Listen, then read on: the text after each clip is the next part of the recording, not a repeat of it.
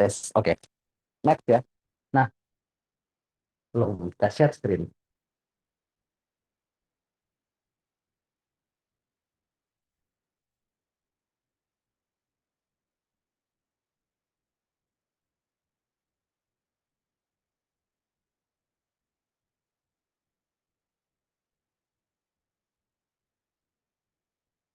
Oke, yang tes. Kedengeran yang di Zoom ya? Halo, tes. Dengeran nggak? Tes. Tes, halo. Tes. Nggak kedengeran ya? Dengeran, Pak. Oke, sip. Nah, ini tadi sudah masuk ya. Sudah mulai materi, sudah dimulai juga. Ini jadi kita langsung lanjut saja ya. Nanti untuk absen di belakangan.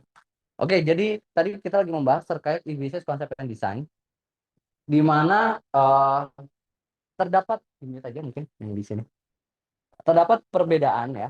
Ketika kita melihat di mata kuliah TTS itu ada beberapa mata kuliah yang sama gitu kan. Tadi ada audit sistem informasi dan audit tata kelola teknologi informasi. Ada juga e-business konsep and design, dan ada juga ini sesinya nggak kelihatan ya. Nah, tes ini kayaknya nggak kelihatan. Nah, kok kelihatan? Kelihatan nggak sih? Muncul nggak? Muncul ya?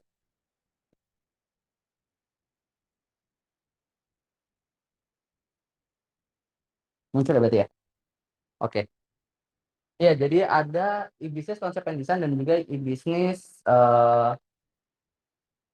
teknologi. Nah, tadi sudah kita bahas ya, gitu kan, di mana e-business konsep and design itu lebih ke arah gimana kita membuat sebuah electronic business ya. E-business kan singkatan dari electronic business yang kita mendesain, kita membuat strategic planningnya gitu kan, dari permasalahan, solusi dan sebagainya kita konsepkan, kita desain hingga kemudian kita bisa jalankan dan juga dievaluasi gitu kan, sehingga bisa memberikan strategic planning yang di next term-nya gitu kan, atau biasanya tuh per kuartal, di tiap kuartal itu akan dilakukan yang namanya eh, evaluasi gitu kan terhadap strategic planning yang akan digunakan. Nah, sementara kalau di bisnis teknologi itu lebih berfokus kepada platform atau teknologi yang digunakan pada bisnis yang akan dijalankan. Tadi contohnya adalah misalnya kita ingin membuat sebuah e-bisnis baru namanya e-pasar gitu kan, menggabungkan antara pasar modern dengan teknologi.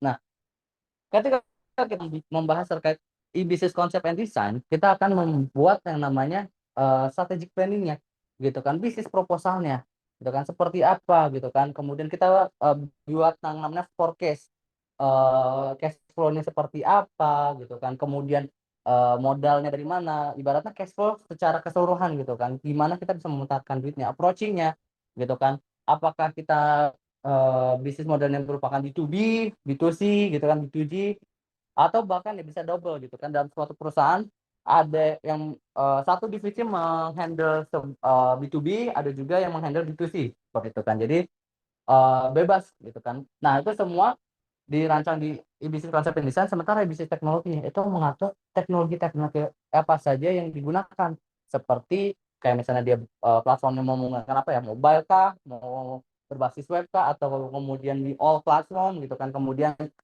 teknologi backendnya mau menggunakan apa, PHP kah, Python kah, dan sebagainya gitu kan, kemudian mau pakai MySQL kah, atau menggunakan NoSQL dan sebagainya. Ibaratnya berfokus kepada gimana kita membangun infrastruktur atau teknologi dari yang bisnis yang akan kita lakukan seperti itu. Nah, itu sedikit prolog ya. Nah, ini bisa kita lihat ya. Misalnya teman-teman sekalian ingin apa namanya menghubungi saya atau ada pertanyaan gitu terkait tugas dan sebagainya, atau kuis, ujian ataupun yang lainnya, saya feel free gitu kan untuk mengontak saya di nomor ini, dan juga atau email saya di isan@tts.ac.id. Atau ya kalau teman-teman sudah masuk pada grup HMSI ya otomatis sudah tahu lah ya, tidak bisa directly itu kontak nih gitu kan. Oke, next. Nah, ini adalah komponen penilaian. Yang pertama adalah kehadiran ini 15%, kemudian tugas 30%, UTS 25%, dan UAS 30%. Nah, dari komponen ini apakah ada yang ingin di adjust lagi atau ingin diperbarui? Mungkin monggo silakan. Barangkali kayak Pak, UTS UASnya jangan 25 kekecilan, 40 lah Pak gitu kan, kita pede UTS UAS bagus gitu kan, boleh gitu kan, UTS UAS 40 tugasnya 10%, kehadiran 10%. Yang nggak boleh itu kehadiran 60% ya, itu jangan, nggak cuma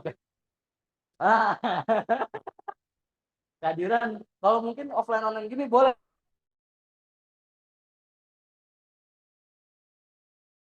kita tidak menunjukkan gitu kan. Ada mungkin yang ingin dijudge dari Bang Soleh, Mbak Novita, atau mungkin dari yang di Zoom itu ada siapa ya? Ini saya harus ngelihat dulu partisipannya. Ada eh, Pak Uli Nuha sama Pak Fahmi ya, Muhammad Fahmi. Fahmi, Fahmi ya. Mungkin atau kita good to go dengan komponen ini.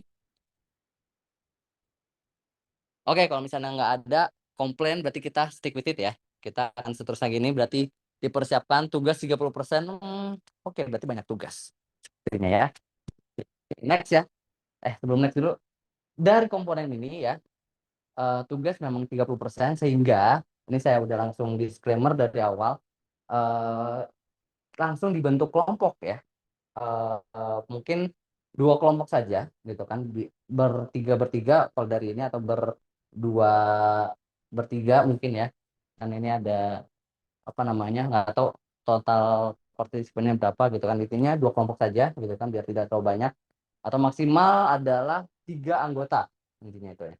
Kalau misalnya ternyata ada 10 ya berarti ada 3 kelompok gitu kan, intinya buat kelompok dengan maksimum anggota dari 3 orang, di mana kelompok ini gunanya ya adalah untuk kita membuat sebuah e-business ya, sebagai proyek akhir gitu kan. Jadi kita memang merumuskan, kita mau nanti outcome dari perkuliahan ini adalah untuk eh, eh, membuat bisnis proposal yang ibaratnya ready to submit.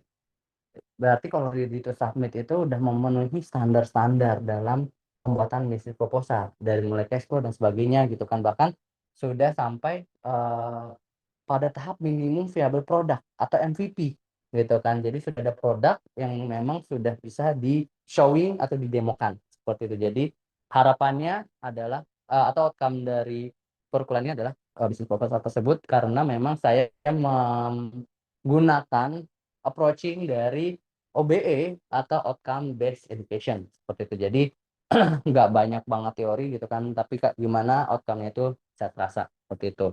Jadi nanti mungkin bisa dikoordinasikan ya untuk kelompoknya seperti itu. Oke, next. Untuk referensinya sebelum banyak gitu kan, tapi yang utama saya menggunakan ini Purwanitias Desi Muhammad Nasihin, Purwanitias Desi Muhammad Nasihin sama Nanda Des Arizona, dengan nama bukunya e-business konsep dasar, e-business di era digital. Nanti akan saya upload ya untuk e-booksnya di e-learning, jadi sering-sering lah buka e-learning gitu kan, karena bisa saja ada tugas ataupun kuis di dalam e-learning seperti itu. Nah, selain dari buku ini saya juga menggunakan apa namanya basic experience saya dalam perkuliahan ini seperti itu, karena basicnya saya juga merupakan sebuah praktisi di ranah di bisnis. Oke, next ya. Nah, tadi sudah banyak ya saat kesini gitu kan. Nah, kita kembali ke basicnya dulu, dasaran dulu. Sebetulnya apa sih definisi atau pengertian dari e-business itu sendiri? Gitu kan? E-business, aka electronic business ya. Nah, menurut Lou Gerstner, CEO perusahaan IBM gitu kan. Nah, ini insya Allah semua yang di sini calon CEO semua. Amin, insya Allah ya. Menurut Lou Gerstner, CEO perusahaan IBM, e-business merupakan aktivitas yang berkaitan secara langsung maupun tidak langsung dengan proses barang atau jasa ya. Jadi bisa barang, jasa atau keduanya, dengan memanfaatkan internet sebagai media komunikasi dan satu aplikasi teknologi internet yang meramah dunia bisnis internal, mengikuti sistem, pendidikan pelanggan, pengembangan produk, dan pengembangan usaha. Jadi memang semua bisnis ya, semua bisnis yang memanfaatkan teknologi internet ya sebagai media komunikasi, transaksi gitu kan. Jadi tidak hanya media komunikasi saja, tetapi transaksi juga gitu kan. Ada transaksi mungkin tidak hanya sekedar jual beli gitu kan, tapi adanya mungkin barter dan sebagainya itu yang memanfaatkan dari bisnis ini gitu kan. Atau bahkan untuk distribution gitu kan, itu juga sama gitu. Itu juga distribution yang diatur oleh sebuah sistem atau application gitu kan, misalnya kayak Lalamove ya, itu kan Lalamove juga sebetulnya e-bisnis gitu kan. Lalamove kemudian Gosen ya kan, dulu mungkin tidak terpikirkan gitu kan untuk mengirimkan barang itu cukup klik klik klik udah gitu kan ketemu dan banyak cashbacknya gitu kan, karena mereka lagi bakar uang gitu kan. Kita tinggal nunggu cash apa namanya, perusahaan-perusahaan yang siap bakar uang lagi, baratnya gitu sih. Ini apa nih siapnya nih?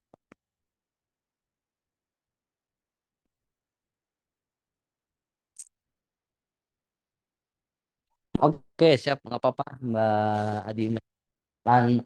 Kita lanjut lagi ya. Nah, jadi semua ya, semua bisnis yang yang transaksi atau komunikasinya itu di dalam internet ya, itulah yang dinamakan e-bisnis gitu loh.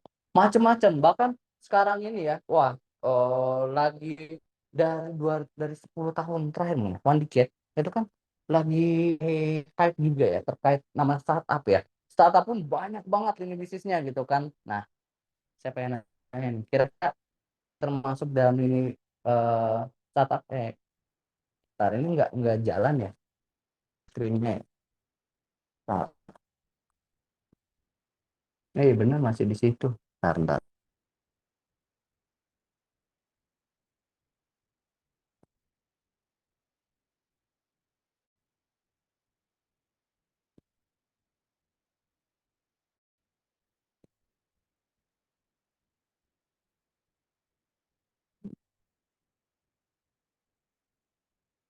Oke, udah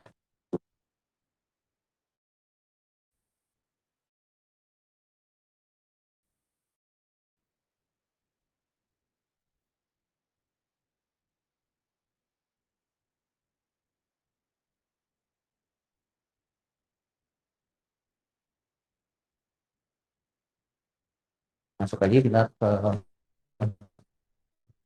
back lagi.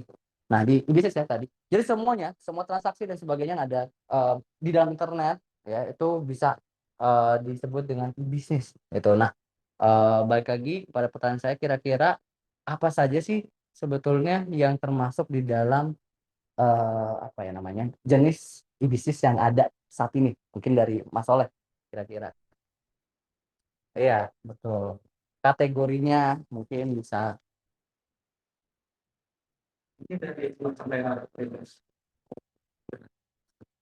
bisnis. Oke, TE gitu ya. Oke, oke. Kalau misalnya kayak OVO itu masuknya eh, dalam kategori apa ya kira-kira? Apa education teknologi kah, atau mungkin fintech?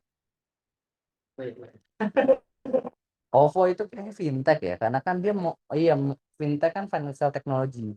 Dia kan mengatur cash flow ya. Itu fintech. Fintech ada apa aja? Ya kira-kira Mbak Dovi mungkin. Wah, ini ketahuan nih. Sering make kayaknya nih Kredivo. Jangan ya, jangan. Oke, boleh Kredivo benar fintech.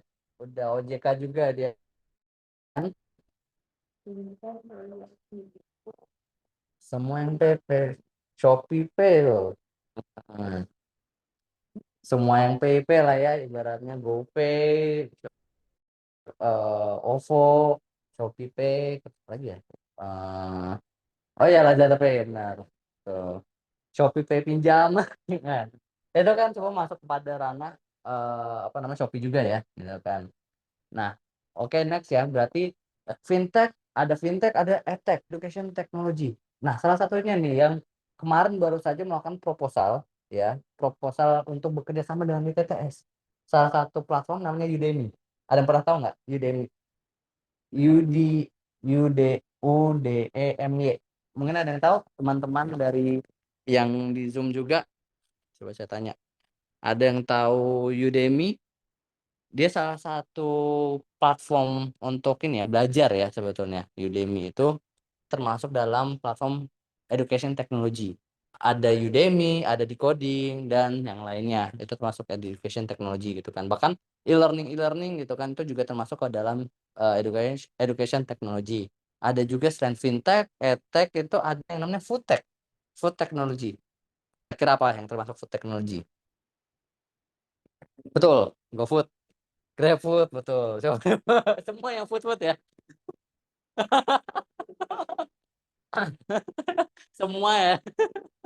Ini ketawa nih, sering banget untuk melakukan jajan nih. Ya, gitu kan. Jajan makanan. Oke, jadi ada banyak ya. Nah, selain dari yang berbau tech tadi ya, gitu kan ada tech dan sebagainya, ada yang namanya juga marketplace. Nah, inilah yang kemudian mungkin apa ya, sedikit merubah habit kita, gaya hidup kita gitu kan, yang sebelumnya kita harus datang ke pasar konvensional, ke mall dan sebagainya. Walaupun kita juga sering-sering aja sih sekarang masih nongkrong di mall gitu kan. Tetapi ketika kita lagi mager tuh kita bisa tinggal nyari atau kita mencari barang-barang yang susah ditemukan di retail gitu kan, di retail sekitaran gitu kan. Kita bisa langsung tiba-tiba beli dari let's say Surabaya. Oh, itu kan kalau kita zaman dulu harus beli tiket dulu ke sana, wah, yang ada habis gitu kan. Tapi sekarang dengan hanya ongkos kirim mungkin let's say 30.000 gitu kan, kita sudah bisa mendapatkan barang yang kita beli, walaupun kadang mungkin barang kita harganya 10.000 tapi ongkirnya 30.000 gitu kan. Nah, jadi memang banyak banget gitu kan marketplace. Dan sebelum lanjut ya, ini ada yang menarik nih. Perbedaan teman-teman semua ya, ada yang tahu nggak perbedaan antara e-commerce dengan e-business? Mungkin dari Mbak Novita dulu. Ayo kira-kira apa perbedaan antara e-commerce dan e-business?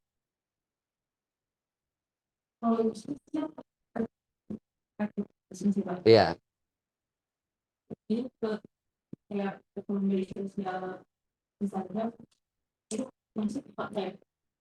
Bisa masuk tapi untuk yang IG Ads-nya sih, yang IG Ads-nya itu.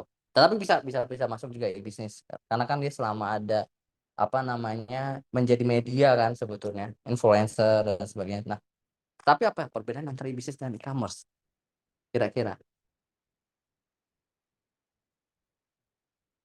Oke, Mas Soleh kira-kira bisa sambil googling loh. Oke, mungkin yang dari apa Zoom ya. Coba Mas atau Pak Ulinuha, kira-kira apa perbedaan e-commerce dengan e-bisnis?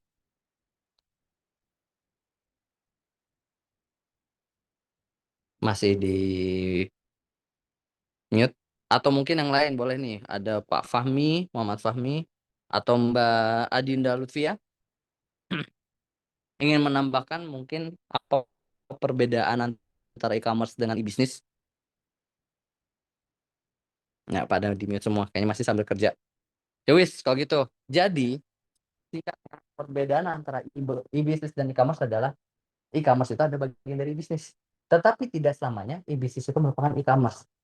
Ya, karena tadi benar yang sudah disebutkan oleh Manovita, Instagram, Facebook dan sebagainya itu tidak dia merupakan e-bisnis.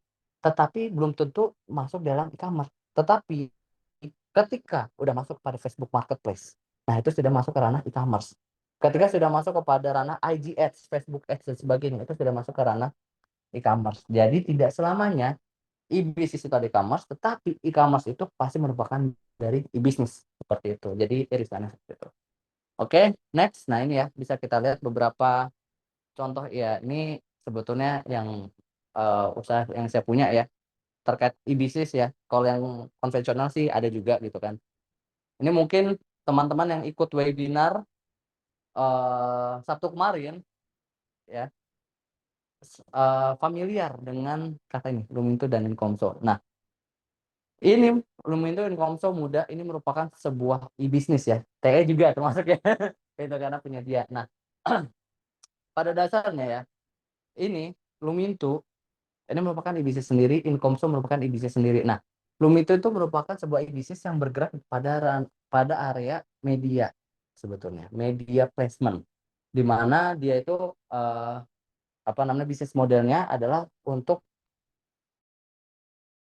menempatkan produk mereka di dalam Lumintu seperti itu. Nah, kalau Incomso ini merupakan sebuah bisnis di mana dia menyediakan sebuah platform-platform ya untuk bisa siap digunakan pada eh, apa namanya perusahaan-perusahaan. Jadi dia merupakan ibaratnya custom ya, custom made untuk teknologi. Sementara untuk Muda ini merupakan salah satu dari education technology. Nah, Muda ini sebetulnya juga salah satu yang eh, menang di beberapa lomba inovasi ya, karena dia masuknya education technology, tetapi beda dengan education technology pada umumnya yang mengedepankan untuk LMS kayak Udemy, Decoding dan sebagainya. Itu kan pada dasarnya merupakan sebuah LMS gitu kan. Nah, kalau Muda ini dia lebih ke arah memudahkan operasional dari sebuah organisasi atau yayasan seperti itu. Nah, ini masuknya sama di ranah education technology seperti itu. Nah, ini slide terakhir untuk hari ini. Jadi memang saya sudah sampaikan kalau hari ini pertemuannya sebentar saja. Dalam dalam trigger salah pencet. Dalam trigger e-bisnis ya, ada 4 tahapan yang harus dilakukan ya ketika kita ingin apa ya menaikkan kepekaan kita gitu. Saya pengen bikin e-bisnis nih gitu kan. Saya pengen bikin bisnis baru di ranah teknologi, di ranah e-bisnis dan sebagainya. Itu tuh pertama kali banget yang harus dilakukan adalah ini. Kita melihat dulu problem. Ya, harus peka terhadap masalah. Jadi ketika pada umumnya masalah itu merupakan apa ya? Bagian dari mungkin ya orang lain itu melihat kayak bencana gitu kan. Tetapi ketika kita memiliki jiwa untuk membuat bisnis, bisnis gitu ya, itu merupakan apa ya ladang kita untuk membuat sebuah bisnis gitu kan. Kayak misalnya, let's say kemarin COVID-19 gitu kan. Dengan adanya COVID-19 banyak banget orang yang WFH, ya kan, college from home dan sebagainya gitu kan. Sehingga muncul sebuah new normal ibaratnya gitu kan. Nah, sebetulnya kalau kita melihat secara secara negatifnya itu kan wah pandemi gitu kan sebuah hal yang buruk, tetapi ketika kita peka terkait masalah tersebut ya kan muncullah solusi-solusi, adanya Zoom gitu kan, kemudian adanya Discord yang kemudian naik lagi gitu kan, kemudian banyak banget permainan kayak misalnya dulu Among Us ya kan, itu sempet happening juga. Itu kan merupakan sebuah apa ya kepekaan terhadap masalah gitu kan, gimana kita bisa memanfaatkan masalah tersebut tuh menjadi sebuah pivot ya kan, dan kita bisa menyelesaikan solusi tersebut gitu kan. Microsoft Teams yang dulu hanya sekedar untuk chatting biasa kemudian melakukan ekspansi yang besar-besaran, bahkan mereka membuat yang namanya virtual meeting room. Itu yang saya agak lumayan terkejut ya ketika menggunakan Microsoft Teams gitu kan. Ketika kita rapat kita benar literally kayak di dalam ruang rapat gitu kan, di dalam meja bulat gitu, dan muncul gitu muka kita, muka si A si B si C dan seterusnya. Jadi kayak kita literally kayak berada di dalam ruang rapat tersebut. Itu baru tanah untuk platform yang di dalam device.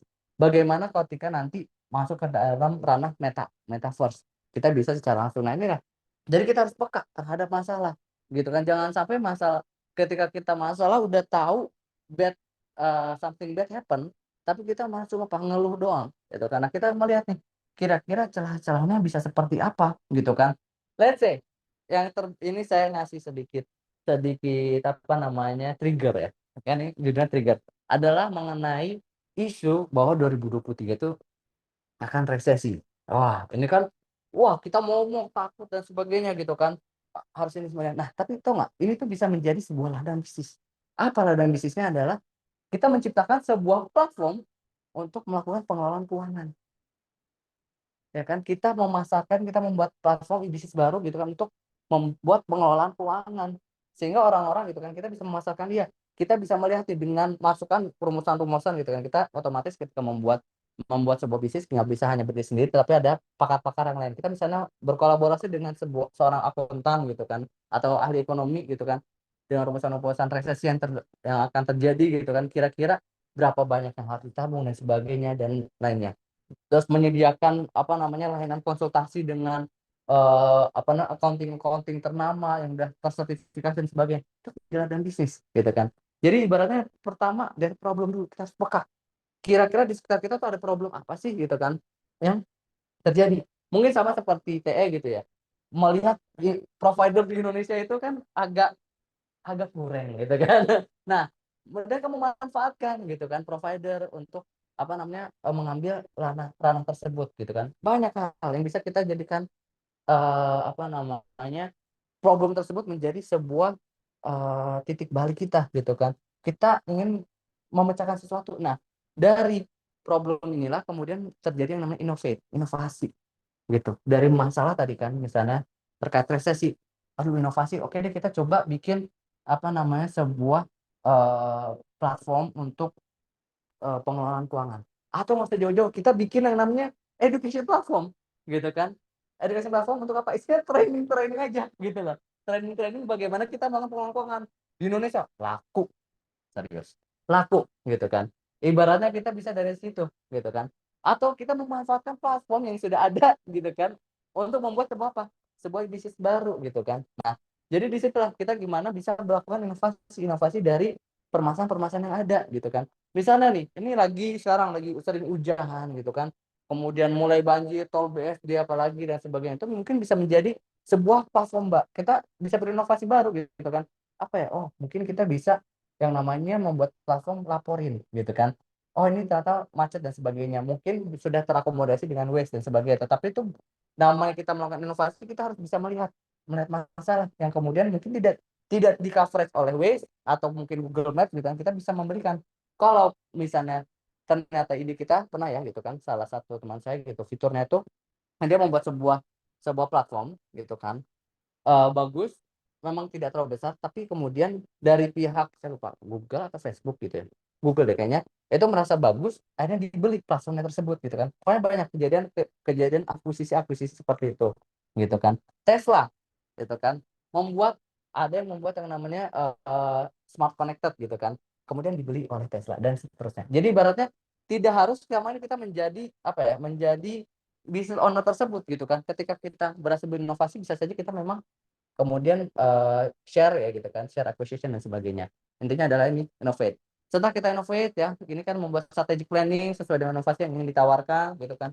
strategic planning ini dari bisnis proposal dan sebagainya gitu kan kita harus secara gerak cepat ya gitu kan ketika kita yang membuat strategic planning gitu kan kita harus bisa nge-forecast biasanya itu adalah ada beberapa tahapan gitu kan namanya short term dan long term gitu kan dibagi-bagi untuk milestone-nya ada 1 tahun, 3 tahun, kemudian 10 tahun, ada juga 1 tahun, 5 tahun, 10 tahun. Ibaratnya kita harus membuat gimana milestone-milestone tersebut itu bisa sebagai acuan ketika sudah agak melenceng, kemudian bisa kita lihat kembali kepada goals kita pada setiap tahunnya. Itulah ada yang di dalam strategi planning atau bisnis proposal gitu kan yang akan kita buat. Kemudian selanjutnya adalah action. Memulai inovasi dengan minimum viable product. Jadi setelah kita membuat apa namanya strategic planningnya tidak berhenti di situ gitu kan ya ketika kita punya sebuah bisnis proposal gitu kan tapi kita tidak melakukan action apapun gitu kan ya udah cuma sekedar tumpukan kertas gitu kan ya kita gimana bisa tahu orang lain kita punya gagasan yang hebat gitu kan kita punya inovasi yang hebat gitu mungkin kalian apa akan terpikir tapi kan orang lain inovasinya lebih bagus. Nah, itu menjadi tantangan gitu kan. Gimana kita bisa lebih melakukan riset gitu kan. Tetapi ada yang namanya batasan di mana kita jangan sampai terlalu berpikir orang lain udah punya orang dan punya yang penting apa? Jadi aja dulu gitu kan. Nah, jadi setelah bisnis proposal yang penting apa? Action. Mulai bergerak gitu kan. Dengan ini kata kuncinya minimum viable product. Tidak ada sebuah platform e-bisnis ataupun e-bisnis apapun lah yang memiliki produk awal itu tuh first rate product yang langsung jadi banget gitu kan pasti masih banyak banget bugs-nya masih banyak ABC dan sebagainya bahkan sebuah platform yang sangat besar yang sekarang baru saja melandai di bursa efek ya GoTo atau gabungan Gojek dan Tokopedia Gojek itu awal mulanya adalah dari BlackBerry Messenger ketika kita memesan tuh kita baru dari BlackBerry Messenger dan sebagainya kemudian baru diciptakan platform Gojek tersebut jadi ibaratnya udah jadi platform Gojek aja itu tidak tidak kemudian langsung bagus gitu kan dulu masih ada bugs untuk apa namanya driver tidak gerak, ada driver tiba-tiba di laut. Saya ingat banget tuh, zaman-zaman dulu sempat kayak, oh ini apa namanya, TXT from ojol gitu kan, sering kayak gitu, kayak tiba-tiba drivernya tuh ada di laut lah, kemudian apa namanya kok nggak gerak-gerak dan sebagainya, atau tiba-tiba menggunakan fake GPS dan sebagainya. Itulah, itu kan namanya bugs-bugs yang mungkin terjadi. Jadi jangan sampai kita, karena kita ingin memberikan sebuah produk atau layanan yang langsung perfect, kita jadi nggak mulai-mulai. Yang ada Pak, kita udah ketinggalan dengan para inovator-inovator lainnya gitu kan, para bisnismen lainnya gitu kan. Nah, sehingga di situlah kita harus segera apa action dengan apa standar minimum viable product. Ketika kita minimum viable product, pasti nih ketika kita akan launching ya, merasa ini masih kurang A, kurang B, kurang C, kita stop dulu gitu kan. Ini menjadi sebuah rilisan kedua. Yang ini apa? Udah keluar aja dulu gitu kan. Kita tes pasar gitu kan. Nah, nanti dari situ feedback dan perbaruan tuh terjadi gitu kan. Nah, setelah action inilah masuk pada apa? Evaluasi terhadap produk atau layanan yang kita jalankan gitu kan. Jadi ketika sudah ke pasar, kita ngelihat nih feedback pasar seperti apa, fitur-fitur apa yang ingin ditambahkan, ada bugs-bugs apa saja gitu kan. Kemudian mungkin ada perubahan-perubahan lagi terkait milestone kita, rencana 1 tahun, 5 tahun, dan 10 tahun yang ke depan gitu kan. Yang awalnya kita mungkin pesimis gitu kan, 10 tahun kayaknya active usernya cuma bisa nyentuh 1 juta, tapi ternyata ketika kita baru first release gitu kan, langsung booming gitu, langsung di download sebanyak 20.000 orang. Wah, langsung pede dong, dalam waktu 10 tahun gue bisa nih di download sebanyak 50 juta orang atau 50 juta user atau 50 juta kali di download. Itu sebuah namanya optimistik gitu kan, atau mungkin malah kebalikannya, tapi ya udah, kalau kebalikan masih dibahas ya, namanya pesimistik pasti banyak juga gitu kan. Nah, di sini kita melakukan evaluasi gitu. Jadi jangan sampai berpikir ketika kita membuat produk atau lain itu langsung perfect gitu kan. Ya udah, yang penting pasar tahu. In paralel ya, dengan kita kita melempar kepada pasar gitu kan, kita sudah bisa mendapatkan feedback dan kita bisa secara paralel memperbaiki tersebut. Dan pasar in paralel juga sudah mengetahui, oh ternyata nih Mbak Novi berhasil apa membuat sebuah bisnis baru gitu kan. Misalnya tadi yang e-pasar gitu kan, oh ini dia adalah founder dari pasar gitu kan, dan sebagainya. Oh bagus inovasinya dan sebagainya, tapi masih kurang ini. Nah, yang kurang-kurang itu kemudian diperbaiki lagi gitu kan, dari evaluasinya. Nah, yang diperbaiki itu tidak hanya dari produk tetapi juga dari segi strategiknya gitu kan, bagaimana cara approachingnya gitu kan. Mungkin ketika ketika berjalannya waktu ternyata nggak cocok nih dengan skema di pasarnya awalnya B2C, tetapi ketika melihat gitu kan 3 tahun berjalan, kok cash flow-nya ngadat banget, kayaknya kita harus bikin satu divisi baru untuk membuat sebuah apa? B2B. Di pasar B2B gimana ya? Oh, berarti kita mungkin menjadi distributor untuk penyalur. Nah, kita yang dilakukan apa? Oleh Bukalapak. Bukalapak sampai saat ini masih bisa berdiri dan sahamnya masih berada di atas 250, itu karena dia bagus kan dari bisnis modelnya. Pinter, terus pinter banget dari uh, apa namanya, si level dari Bukalapak. Kenapa? Mereka mungkin secara aplikasi, saya yakin deh. Coba Mas Oleh masih install Bukalapak nggak? Nah, Mbak Novita, apalagi pasti pakai Shopee, ya kan? Saya pun masih ada sih gitu kan, karena saya juga jualan juga di Bukalapak gitu kan. Tapi udah cuma sekedar itu doang gitu kan. Nah, banyak banget yang secara B2C itu udah nggak disentuh gitu kan. Tetapi Bukalapak pivoting dari sekitar mungkin 2 tahun yang lalu, pivoting menjadi B2B atau menambahkan divisi itu B2B. Jadi B2B-nya yang menyokong cash flow dari Bukalapak apa? UMKM, UMKM. Semua itu ketika kalian datang ya ke desa-desa dan sebagainya gitu, kalian bisa melihat terpampang jelas mitra Bukalapak. Benar ya masalah ya? Banyak. Saya sering ketemu. Terutama waktu saya kemarin ke Purwokerto, itu saya kaget. Banyak banget mitra Bukalapak dan sebagainya.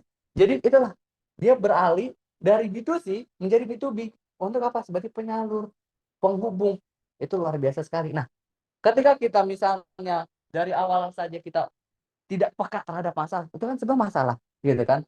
Masalah apa? Ada masalah internal, tetapi ada masalah eksternal juga. Masalah internal, cash flow ngadat, gitu kan. Tetapi ketika masalah eksternal, ya kan, ternyata ada nih kebutuhan untuk apa? Distribusi, gitu kan. Wah, bisa nih kita ceruk nih, gitu kan. Bisa kita manfaatkan. Kita mulai lagi problem, innovate, action, dan kemudian dievaluasi lagi. Itulah yang kemudian menjadi apa namanya acuan. Jadi jangan sampai kita begitu begitu sudah action gitu ya.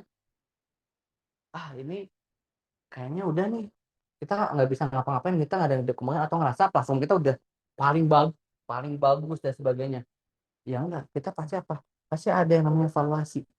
Bahkan sampai detik ini juga, ketika kalian teman-teman yang semua di sini, Mas Mbak, Pak Ibu, semua yang hadir di sini ngelihat mungkin Google Play Store atau Apple App Store gitu ya, pasti kalian tetap mendapatkan notifikasi yang namanya update aplikasi. Baik itu dari Tokopedia, Bukalapak, terus Gojek, Grab, yang notabene-nya tuh sudah established. Mereka sudah berdiri tuh udah 12 tahun yang lalu gitu kan. 12 tahun yang lalu mungkin Mbak Novi masih SD ya kayaknya ya. 12 tahun kan? Ya 12, ya nggak tahu sih, mungkin ya sekarang aja sebenarnya. Oh, udah tinggal nih Mas. Jadi bisa saja kita tahu mungkin Mas Fahmi gitu kan. Itu masih SMP, 12 tahun berdiri gitu loh. Masih melakukan, ya kan? Evaluasi ini tidak hanya dari segi mungkin pengembangan fitur atau gimana, tetapi apa? Tadi perbaikan bugs lah, kemudian perbaikan security, keamanan gitu kan. Apalagi TTS dengan wah, oh apa sarangnya hacker-hacker gitu kan. Mungkin kayak Pak Dimas gitu kan, ketika di beberapa webinar menunjukkan kalau apa sering ikut namanya apa sih ya, bounty ya, bounty program gitu kan, untuk menemukan bug dan sebagainya, masuk kepada penetration testing dan sebagainya. Itu kan apa kemudian diperbarui, celah-celah keamanan itu kemudian diperbarui, yang awalnya mungkin dulu bisa dimasukkan oleh SQL injection sebanyak let's say mungkin 100 gitu ya, 100 SQL injection berhasil dimasukkan gitu kan, kemudian dilakukan pembaruan sehingga hanya 20 SQL injection yang berhasil dimasukkan, atau kemudian dulu sebelumnya bisa memasuki ke dalam database dengan mudah, tapi kemudian lebih dirapatkan. Dulu ada kebocoran data dari segi ABC dan sebagainya, kemudian itu ditutup. Itulah yang namanya pembaharuan. Bahkan pembaharuan itu tidak hanya yang kepada end user gitu kan, tetapi pembaharuan dari segi infrastruktur, segi teknologi yang digunakan. Nah, itu, wah, ketika kalian melihat ya sebuah sebuah apa namanya bisnis model atau struktur dari Tokopedia gitu kan, Gojek dan sebagainya, struktur teknologinya itu yang kemudian akan dibaca di bisnis teknologi gitu. Nah, itu akan terlihat mereka tuh melakukan perubahan-perubahan, bahkan dari penggunaan bahasanya saja itu berbeda, kemudian apa namanya teknologinya yang digunakan, platformnya juga berbeda, bahkan untuk vendor-vendornya gitu kan, kayak server yang menggunakan ABC dan sebagainya gitu, itu juga melakukan perubahan-perubahan di dalamnya gitu kan, ya, yang berada di dalam evaluasi gitu kan. Dari evaluasi ini muncullah ke problem gitu kan, dan terus berulang. Intinya adalah ketika kita ingin membuat sebuah bisnis gitu kan, kita harus peka dulu. Jadi ini para cowok-cowok gitu kan, kalau misalnya kamu nggak peka, oh berarti untuk potensi untuk membuka IBIS itu masih kecil. Karena apa? Ke pacar sendiri aja atau ke istri aja belum peka gitu kan. Gimana peka terhadap permasalahan gitu kan. Nah, Mas Soleh ini ya. Wah, tapi Mas Soleh ini kayaknya pakarnya ini. Pakar untuk kepekaan gitu kan. Jadi ibaratnya kita harus melihat gitu kan. Ibaratnya mulai peduli dengan sekitar kita. Apa saja yang bisa atau permasalahan apa yang bisa kita selesaikan dengan kemudian inovasi-inovasi kita gitu kan. Nah, dari situlah kemudian bisa men-trigger sebagai bisnis. Oke, sampai sini mungkin ada pertanyaan, dipersilakan.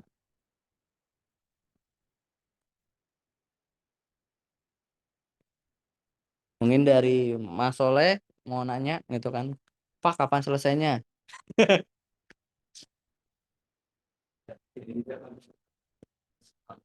Ini oh, oke.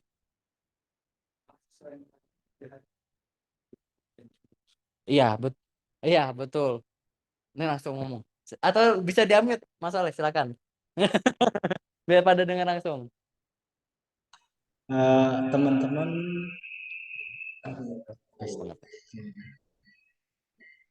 Oke.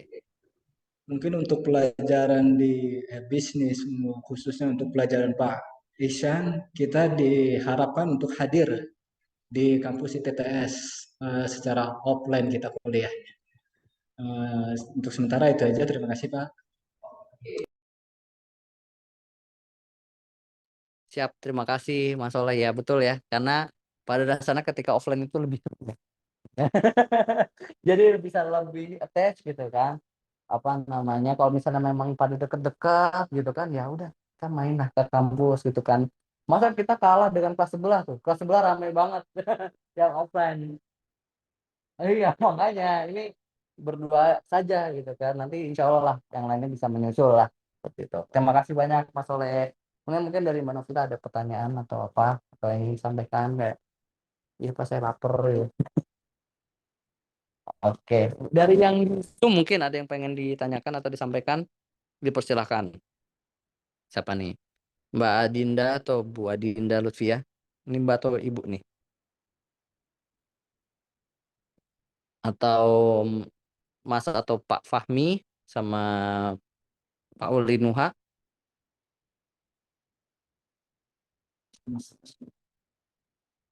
Iya, ini pada di semua nih. Ini kok di sini nih dia ngeteng. Langsung.